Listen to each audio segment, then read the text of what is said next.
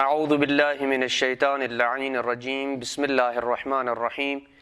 وصلی اللہ علی محمد وآل بیتہ الطیبین الطاہرین المعصومین۔ حج اور عمرہ کے مسائل کے سلسلے میں ہم آج اپنے مومنین کی خدمت میں عمرہ مفردہ کی فضیلت اور اس کا اجمالی تصور اپنے مومنین کی خدمت میں بیان کریں گے اور اس کے بعد اس کی تفصیل عرض کریں گے۔ جہاں تک عمرہ مفردہ کی فضیلت کا تعلق ہے تو پیغمبر اکرم صلی اللہ علیہ وآلہ وسلم کی ایک روایت عرض کرنا مناسب سمجھتا ہوں، جس سے عمرہ مفردہ کی فضیلت اور عمرہ کرنے والے شخص کے نامہ اعمال میں جو اجر اور ثواب لکھا جاتا ہے وہ روز روشن کی طرح واضح ہو جاتا ہے۔ پیغمبر اکرم صلی اللہ علیہ وآلہ وسلم فرماتے ہیں کہ للحاج والمعتمر احدى ثلاث خصال، حاجی اور عمرہ کرنے والے کے لیے تین خصلتوں میں سے ایک خصلت اور ایک فضیلت اس کے نامہ اعمال میں لکھ دی جاتی ہے۔ اما ان یقال له قد غفر اللہ لک ما مضى وما بقی، یا تو اسے یہ کہا جاتا ہے کہ خداوند عالم کی ذات نے تمہارے گزشتہ اور باقی ماندہ سارے گناہوں کو معاف کر دیا ہے، وَإِمَّا أَن يُقَالَ لَهُ قَدْ غَفَرَ اللَّهُ لَكَ مَا مَضَى فَاسْتَعْنِ فِي الْعَمَلِ، کہ خداوند عالم نے تمہارے گزشتہ اعمال کو معاف کر دیا ہے اور آج کے بعد عمرہ مفردہ یا حج کو مکمل کرنے کے بعد اپنی نئی زندگی کا آغاز کرو، گویا تمہارے نامہ اعمال میں کوئی گناہ باقی نہیں رہا۔ وَإِمَّا أَن يُقَالَ، یا اسے یہ کہا جاتا ہے کہ قد حفظت فی اہلک وولدک، کہ تمہارے اہل و عیال اور تمہاری اولاد کو خداوند عالم نے محفوظ رکھا ہے اور انہیں اپنی امان میں قرار دیا ہے۔ یہ وہ فضائل ہیں کہ جو حاجی اور عمرہ کرنے والے کے حق میں روایات اہل بیت علیہ السلام میں بیان ہوا ہے۔ جہاں تک لفظ عمرہ کا تعلق ہے تو لغوی اعتبار سے عمرہ کا مطلب زیارت کرنا یا وہ آباد جگہ جو آباد جگہ ہو اس آباد جگہ کا قصد کرنا، یہ لغوی اعتبار سے عمرے کا مطلب ہے۔ فقہی اعتبار سے عمرے کا مطلب زیارت کرنا اور مکہ مکرمہ میں خانہ کعبہ کی زیارت اور اس کے تعبد کے لیے خانہ کعبہ کا قصد کرنے کو فقہی اعتبار سے عمرہ کہا جاتا ہے۔ عمرے کی دو قسمیں ہیں، عمرہ مفردہ اور عمرہ تمتع۔ ہم اس وقت اپنے مومنین کی خدمت میں جس عمرے کے اوپر گفتگو کریں گے وہ عمرہ مفردہ ہے۔ عمرہ مفردہ اور عمرہ تمتع میں فرق ہے جس کو ہم انشاءاللہ آنے والے مسائل میں عرض کریں گے، لیکن عمرہ مفردہ وہ عمرہ ہے کہ جو سال کے 12 مہینوں میں کسی مہینے میں بھی اس عمرے کو بجا لا سکتے ہیں، جبکہ عمرہ تمتع وہ ہوتا ہے کہ جو فقط حج کے 3 مہینوں شوال، ذیقعد اور ذی الحج میں بجا لایا جاتا ہے، اور عمرہ تمتع حج کا حصہ ہوتا ہے، جبکہ عمرہ مفردہ جو ہے وہ حج کا حصہ نہیں ہوتا ہے۔ عام مومنین دوران سال جو عمرہ کرنے کے لیے جاتے ہیں رجب میں افضل ہے، ماہ مبارک رمضان میں بہترین ایام ہے عمرہ کرنے کے، مومنین جو جاتے ہیں اسے عمرہ مفردہ کہا جاتا ہے۔ اس مقام پہ ہم عمرہ مفردہ کے متعلق کچھ احکام بیان کرنے سے پہلے یہ بیان کرنا ضروری سمجھتا ہوں کہ جو لوگ عمرہ کی نیت رکھتے ہیں اور عمرہ کرتے ہیں، چاہے وہ حج کے دوران جا کے عمرہ کرتے ہیں یا اس سے پہلے کرتے ہیں، اس نقطے کی طرف متوجہ رہنا چاہیے کہ جہاں عمرہ مفردہ کی بہت زیادہ فضیلت وارد ہوئی ہے وہاں پہ عمرہ مفردہ کے احکام بھی انتہائی پیچیدہ ہیں۔ بعض عمرہ مفردہ کے احکام ایسے ہیں جن کو انسان اگر جہالت کی وجہ سے بجا نہیں لایا تو جب تک وہ ان احکام کو بجا نہیں لائے گا بے شک وہ اپنے خیال سے عمرہ کو مکمل کر کے اپنے وطن واپس بھی چلا جائے، تب تک وہ احرام سے نہیں نکل پائے گا جب تک ان احکام کو بجا نہیں لائے گا، چاہے جہالت کی وجہ سے ان احکام کو اس نے ترک کیا ہو۔ اور وہ 25 کام جو حالت احرام میں ایک محرم کے اوپر حرام ہوتے ہیں وہ اس کے اوپر ویسے ہی باقی رہیں گے اور ان سے اجتناب کرنا اس کے لیے ضروری ہوتا ہے۔ اس لیے عمرہ مفردہ کے جو احکام ہیں وہ انتہائی پیچیدہ ہیں، اور اس کے احرام سے پراپر طریقے سے جو نکلنے کا طریقہ ہے، جب تک وہ نہیں نکلیں گے وہ احرام جو ہے وہ انسان کے ساتھ چمٹا رہتا ہے، یعنی وہ 25 کام اس کے اوپر حرام رہتے ہیں، لہٰذا پراپر طریقے سے عمرہ مفردہ سے نکلنا جو ہے وہ ضروری ہوتا ہے۔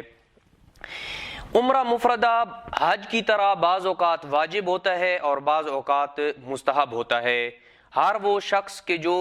مکہ کا رہائشی ہو یا اس کے گھر سے لے کر مکہ تک 16 فرسخ جو تقریباً 88 کلومیٹر بنتے ہیں، ان سے کم مسافت ہو، یعنی 16 فرسخ سے کم مسافت ہو اس کے گھر کے درمیان اور مکہ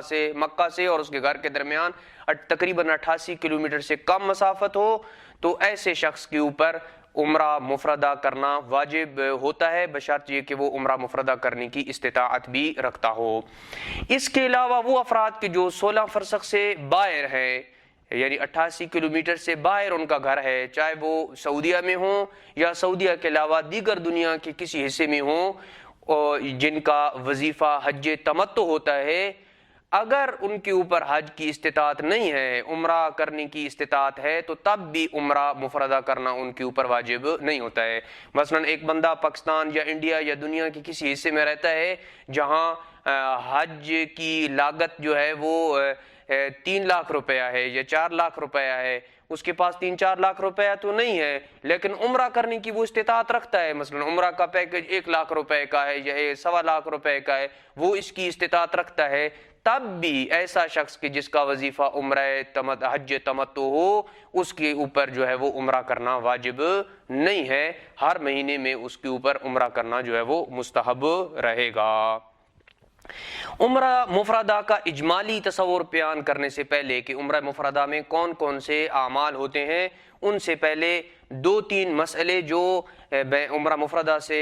ریلیٹڈ ہیں اور انتہائی مہم ہیں، ان کو بیان کر کے عمرہ مفردہ کا اجمالی خاکہ اپنے مومنین کی خدمت میں پیش کروں گا۔ سب سے پہلے یہ کہ ہر مہینے میں عمرہ مفردہ بجا لانا یہ مستحب ہے، لیکن یہ ضروری نہیں ہے کہ جب یہ کہا جاتا ہے کہ ہر مہینے میں عمرہ مفردہ بجا لانا ہے تو ایک عمرہ مفردہ اور دوسرے عمرہ مفردہ یعنی 2 عمرہ مفردہ کے درمیان 30 دن کا فاصلہ ہو، نہیں، ایسا نہیں ہے، بلکہ مہینہ اگر بدل جائے تو وہ دوسرا عمرہ کر سکتا ہے۔ مثلا اگر کسی شخص نے پہلا عمرہ 25 رجب کو کیا اور دوسرا عمرہ 1 شعبان یا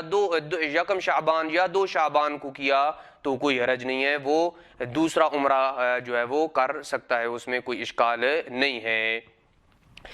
جہاں تک ایک شخص کا اپنے لیے 2 عمرے کرنے کا تعلق ہے تو اس مسئلے کو بھی بیان کرنا مناسب سمجھوں گا کہ ایک شخص کا ایک ہی مہینے میں اپنے لیے یا کسی اور کے لیے ایک ہی ماہ میں 2 عمرہ مفردہ کرنا جو ہے وہ درست نہیں ہے۔ ہاں، یہ جائز ہے کہ وہ ایک عمرہ مفردہ اپنے لیے کرے اور دوسرا عمرہ مفردہ جو ہے وہ اسی مہینے میں یا ایک ہی دن میں ایک عمرہ مفردہ اپنے لیے مکمل کیا، اسی دن جو ہے وہ دوسرا عمرہ مفردہ اپنے کسی عزیز و اقارب اپنے دوست کے لیے کیا تو کوئی ایسا کرنے میں کوئی حرج نہیں ہے۔ لیکن سوال یہ پیدا ہوتا ہے کہ اگر کوئی شخص ایک مہینے میں اپنے لیے ایک عمرہ اس نے عمرہ مفردہ کیا، پھر اسی مہینے میں اپنے لیے بھی عمرہ مفردہ کرتا ہے اور اس کے ساتھ نیت میں کسی اور کو ملا لیتا ہے، مثلا یہ کہتا ہے کہ میں یہ دوسرا عمرہ مفردہ اپنے لیے بھی کر رہا ہوں اور اپنی والدہ کے لیے بھی کر رہا ہوں یا اپنے والد کے لیے بھی کر رہا ہوں، تو کیا ایسا ممکن ہے یا نہیں؟ آیت اللہ سستانی کے نزدیک ایسا کرنا محل اشکال ہے، لیکن رجا کی نیت سے ایسا کرنے میں کوئی حرج نہیں ہے۔ البتہ اس مقام پہ آیت اللہ سید محمد سعید حکیم کے فتوے کو بیان کرنا بھی ضروری سمجھتا ہوں۔ وہ کہتے ہیں کہ 2 عمرہ مفردہ کے درمیان 10 دن کا فاصلہ جو ہے وہ ضروری ہے، اگرچہ مہینہ بدل بھی جائے تو، یعنی اگر ایک ماہ میں ایک مہینے کے آخر میں فرض کرو اس نے عمرہ مفردہ اپنے لیے انجام دیا اور پھر مہینہ بدل گیا، یعنی شوال کا مہینہ آ گیا، جب تک 10 دن مکمل نہیں ہو جاتے پھر دوسرا عمرہ اپنا بھی دوسرا عمرہ مفردہ وہ انجام نہیں دے سکتا۔ لہٰذا 2 عمرہ مفردہ کے درمیان آیت اللہ سید حکیم کے نزدیک 10 دن کا فاصلہ جو ہے وہ ضروری ہے۔ لہٰذا بنابر احتیاط واجب دوسرا عمرہ مفردہ اس وقت درست نہیں ہوگا آقا کے نزدیک جب تک جو ہے وہ 10 دن مکمل نہیں ہوں گے۔ عمرہ مفردہ میں 7 اعمال کا بجا لانا واجب ہے۔ ان اعمال میں سے ایک عمل پہلا احرام ہے۔ ان تمام اعمال کی تفصیل انشاءاللہ آگے چل کے آئے گی۔ احرام باندھے گا، جب وہ مکہ میں انٹر ہوگا تو ظاہری بات ہے کہ احرام کے ساتھ انٹر ہوگا، وہ جدہ ایئرپورٹ سے وہ احرام باندھتا ہے یا مسجد شجرہ سے احرام باندھتا ہے یا جحفہ سے احرام باندھتا ہے، جہاں سے بھی وہ احرام باندھے گا مکہ میں احرام کے بغیر داخل ہونا جائز نہیں ہے۔ ہاں البتہ ایک عمرہ مفردہ اگر کر لیا تو دوسرا عمرہ مفردہ کرنے کے لیے پھر اسے کسی میقات جانے کی ضرورت نہیں ہے، بلکہ عمرہ مفردہ کا میقات جو ہے وہ جعرانہ یا مسجد عائشہ جو مقام تنعیم پہ واقع ہے وہاں پہ جا کے وہ احرام باندھ سکتا ہے۔ لہٰذا یہ پہلا عمل ہے عمرہ مفردہ کا احرام باندھنا۔ اس کے بعد احرام باندھنے کے بعد وہ عمرہ مفردہ کا طواف کرے گا۔ طواف کے بعد مقام ابراہیم کے پیچھے 2 رکعت نماز طواف کی بجا لائے گا۔ اس کے بعد مقام سعی صفا اور مروہ کے درمیان 7 چکر لگائے گا۔ صفا سے اپنے چکروں کا وہ آغاز کرے گا اور مروہ تک 1 چکر کاؤنٹ ہوگا۔ بعض افراد یوں چکر کاؤنٹ کرتے ہیں کہ صفا سے لے کر مروہ سے ہوتے ہوئے پھر صفا تک 1 چکر کاؤنٹ کرتے ہیں، ایسے نہیں ہے، بلکہ صفا سے لے کر مروہ تک 1 چکر ہے اور مروہ سے لے کر صفا تک یہ دوسرا چکر ہوگا، درمیان میں 7 چکر لگانے ہیں۔ اس کے بعد وہ تقصیر یا حلق کرے گا۔ البتہ عمرہ مفردہ میں بہتر یہ ہے کہ وہ تقصیر کرے گا۔ اگر عورت ہے تو اس کے لیے ضروری ہے کہ وہ چاہے عمرہ مفردہ کر رہی ہو یا عمرہ تمتع کر رہی ہو، ہر حالت میں اس کے لیے تقصیر کے ذریعے ہی حالت احرام سے باہر ہونا جو ہے وہ لازم ہے۔ تقصیر کے بعد یا حلق کے بعد وہ طواف النساء کرے گا اور طواف النساء کے بعد طواف النساء کی 2 رکعت نماز مقام ابراہیم کے پیچھے بجا لائے گا۔ یہ وہ 7 اعمال ہیں جن کو انجام دینے سے انسان کا عمرہ مفردہ مکمل ہو جاتا ہے۔ ان تمام اعمال کی تفصیل احرام سے لے کر طواف النساء کی 2 رکعت تک ہر مسئلے کی تفصیل آگے چل کر ہم بیان کریں گے۔ وصلی اللہ علی محمد وآل بیتہ الطیبین الطاہرین المعصومین۔